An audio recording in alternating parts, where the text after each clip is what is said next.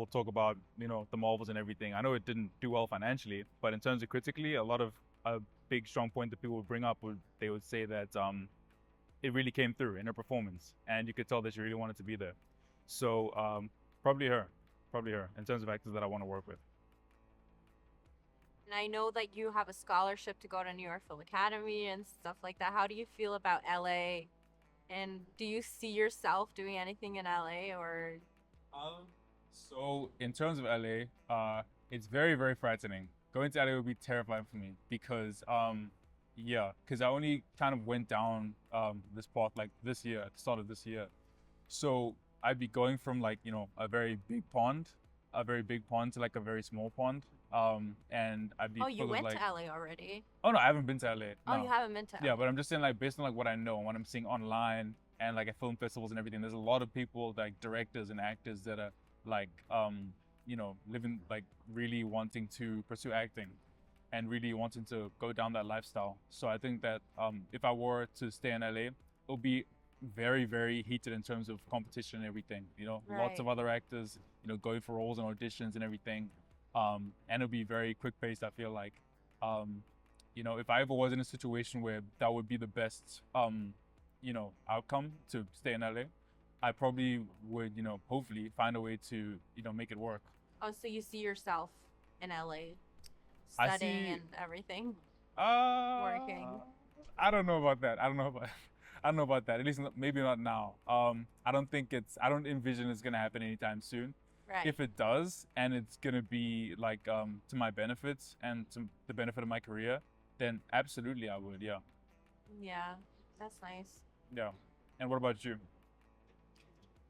Um, well, we're trying to not talk about politics in this interview, so I just really can't tell everything about myself. But um, honestly, I'll just say a little bit about myself. I was studying in LA for like 3 years, and I coached with like even Michelle Denner after I finished my course, and I was just like constantly working on like projects. But the funny story that happened to me was like I was sick of fame. I was sick of like the cameras and everything. I wanted to be behind the camera for a while, and I wanted to go to school to like study filmmaking and everything. And I couldn't switch my visa. I had to go out of the country if I wanted to stop the acting.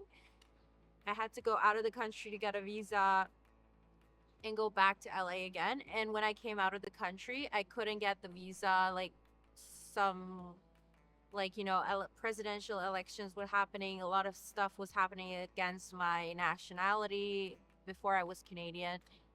And yeah, it's a long story. That right now I need a green card to even live in LA. So I would love to go there because my parents live there, my sister is there, and I kind of find I can see myself in that lifestyle right now because before I was like the biggest thing about LA is that I feel real estate sucks over there. Like if you're not an A-lister, you're like it's not like Toronto that you can like have a nice condo for like $4,000 a month or something like that. You have to like pay so much money to like live in even a penthouse, or stuff like that doesn't even exist in like so many places in LA.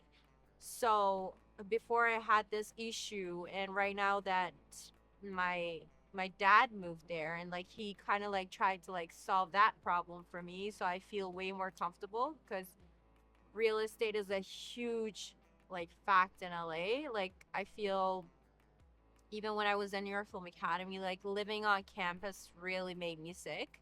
Like those housings were like not really what I wanted. Like it was not the place that I wanted to live as an actor or student or whatever.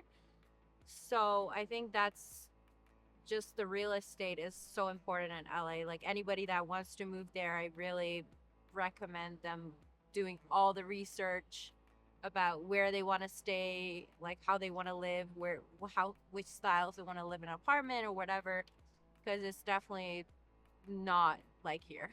Yeah. Yeah. Honestly, I love so many directors. I like Steven Spielberg. I like Martin Scorsese.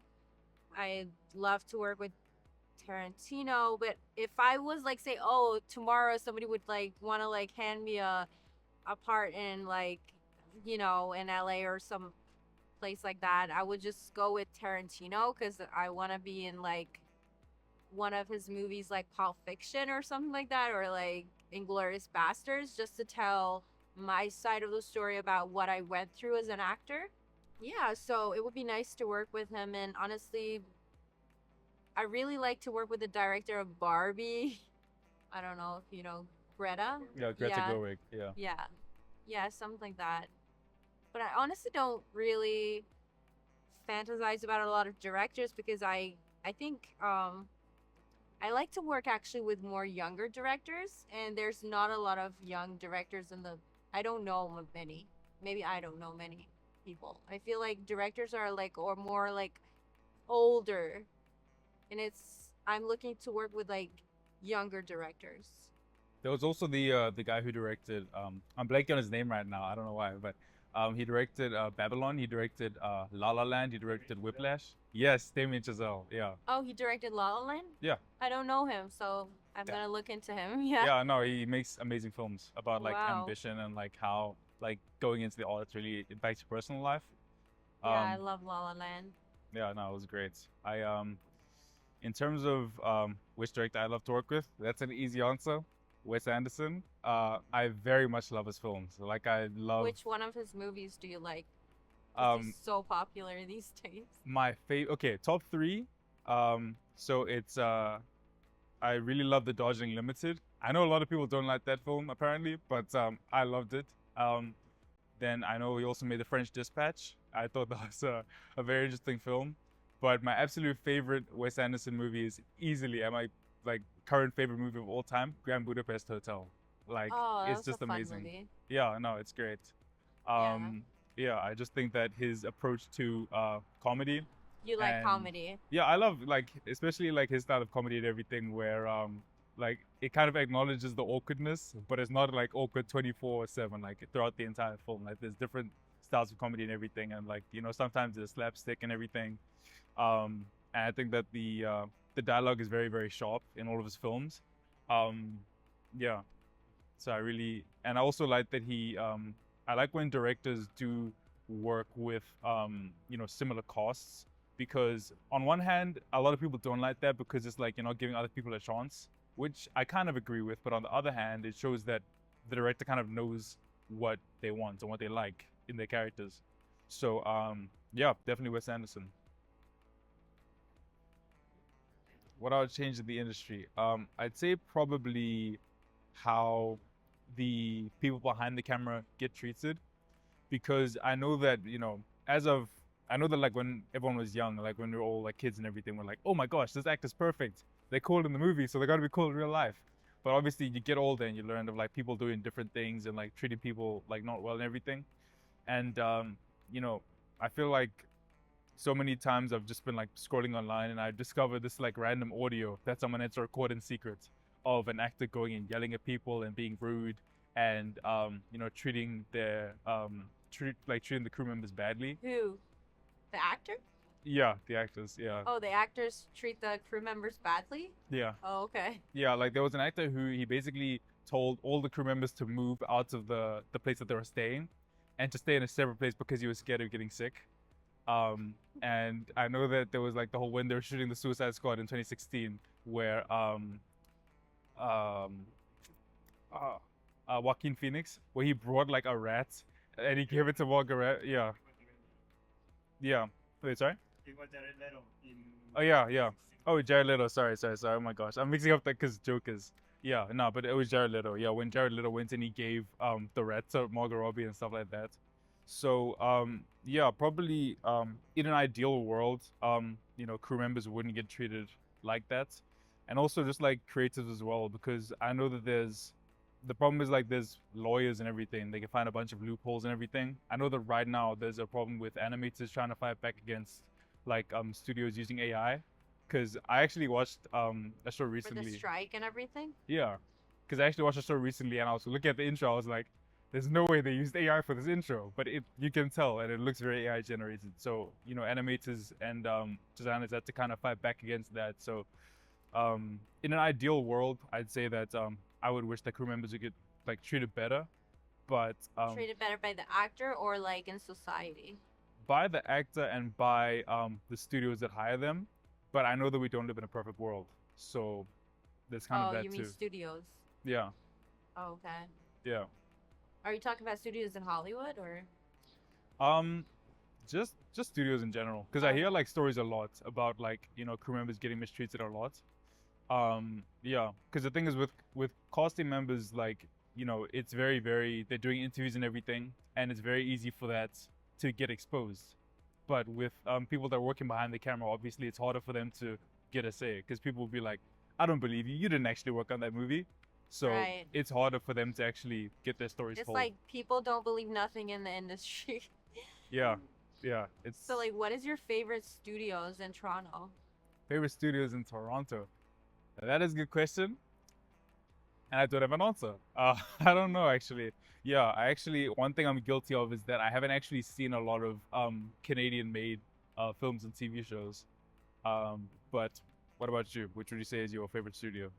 I really haven't been to any studios in Toronto. Like I feel it lacks the studio, or maybe that's why I'm in. That's why I'm trying to find more studios. Yeah, But in LA, it was definitely Paramount and Warner Brothers. I liked Sony so much. yeah, But I feel like Paramount was really interesting, an interesting studio, and yeah, I never checked out Universal or anything like that. yeah. If I know that obviously there's gonna be ups and downs in the career of acting, like as you try and pursue and get different roles. But if you ever got to a point like where we met at the workshop, even Giorgio, he said that he got to a point where he got sick of being on camera and he just wanted to be behind the camera. So if you ever like got sick of acting, or if acting you felt like it wasn't going well, how do you think you'd respond? Do you think you'd ever want to be behind the camera, or do you think you'd work in a different field? Oh, right now I don't want to be behind the camera. Like honestly, the reason why I'm I'm not gonna lie, the reason why I wanted to be behind the camera at the time was Yeah, because one of my friends changed his career from acting to filmmaking, and I thought their program was so interesting. It was like a school called LA Film School. yeah, So they went like for example, like in acting school, we never went to like some islands in the Caribbean with our classmates or something, but like in LA Film School, they had like some certain trips that filmmakers could go on. yeah, And I just found that really interesting. And that's why I wanted to actually be in that like specific school. yeah, And I couldn't go back to that school. So um, I feel like fashion is always something that I would always never get sick of, like so if I would say want to quit acting and never do acting anywhere again, yeah, I would totally want to be still a model and a singer right now. I feel I'm just so into the performing right now, and if I would never want to do anything about performing, I would probably still be a writer or something like that. Yeah. yeah. So do you have like a dream to meet a specific actor or like an actress? Let's go with an actress. Like, Actress. do you Oh, have any celebrity crushes, like actresses? uh, I'm not gonna lie. When I was 12, I had my first celebrity crush when I watched the film Logan, because I watched all the X-Men films and everything. I thought Logan was very good, and then Daphne Keene was in that movie, and I was like, Logan yo, is the Wolverine movie, right? yeah. Okay. And it's about like Wolverine, and they basically cloned him, and now he has like a sort of daughter, and Daphne Keene was playing his daughter, and she had the Wolverine claws, and I was like, yo, what those claws do? So yeah, that was my first celebrity crush. But is it Um, like a dream for you to meet that actress to right meet now? Daphne Keene, um, kind of, because I'd say she's the only celebrity crush I've ever had, because I watched her in Logan, and then because I heard that she was gonna be in a show for the BBC. It was called His Dark Materials. Great show, by the way. Amazing like sci-fi concept. Um, yeah, probably it would be really cool if I were able to meet her in person. So Okay. yeah. So Daphne Keene, if you're watching this, hello. Yeah, she's probably definitely gonna notice. Yeah.